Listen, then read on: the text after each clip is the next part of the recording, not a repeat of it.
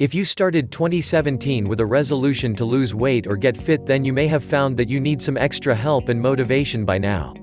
In fact, 80% of people who join the gym in the new year will quit by the second week in February, and generally speaking, 50% of people who join the gym will quit within 6 months.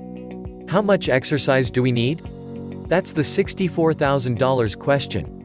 National government recommendations, which were published recently, suggested that actually, the current thinking is that you need to do 150 minutes of exercise a week, and that you need to do a proportion of exercise that is regarded as moderate exercise.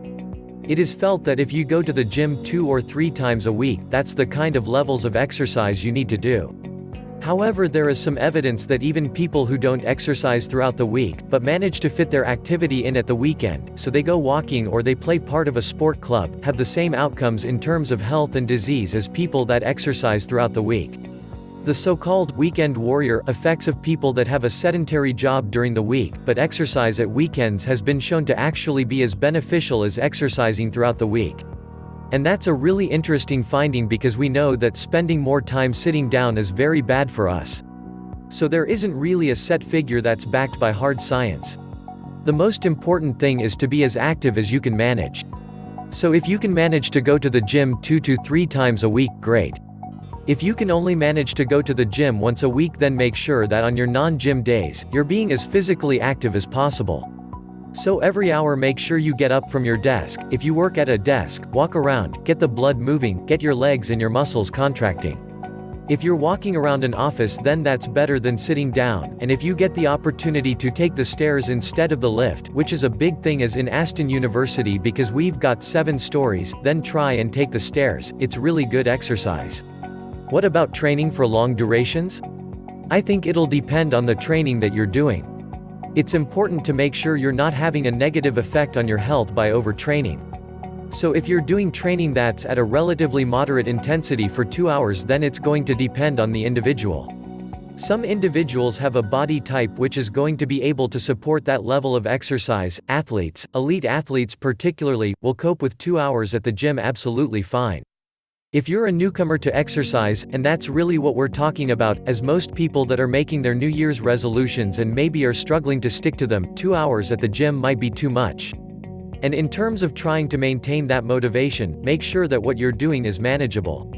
So don't do so little that you leave the gym without a bead of sweat on you, but make sure you're not doing so much that you are in so much pain for days afterwards that you're unlikely to go to the gym again for another week. Find the level that you can manage and build on that level as you go through your exercise regime. Protein shakes or lean meat to build lean muscle? That's a really good question. I think taking protein in after a workout, particularly if you've done resistance training, is very important for building and maintaining muscle mass. It used to be felt that there was a window in which you needed to take protein in, and that was a couple of hours, but that's kind of been dispelled. So as long as, probably within 24 hours of your exercise, you take in 20 to 30 grams of protein, then you're going to stimulate muscle protein synthesis. The benefit of taking a whey protein shake, rather than eating meat that contains the same amount of protein, is that it's often absorbed faster because it doesn't have to be digested. Beyond that, just make sure you're maintaining a protein intake in your diet that's likely to be helping to maintain or increase the size of lean body mass after exercise. I'm very time poor. If I want to put what little time I have into the best exercise for general health and a toned body, what should I do?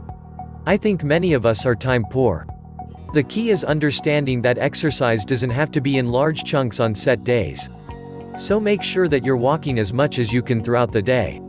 If you have a high-intensity interval training regime when you're at home that takes 10 minutes, so 10 minutes of exercise, it doesn't have to cost anything because the exercises which we do as part of a high-intensity interval training exercise could be calisthenic-based, it could be squats or star jumps for example, that's not going to take up a lot of your time. 10 minutes every other day or 3 days a week is going to help you remain fit and will fit in with your busy schedule.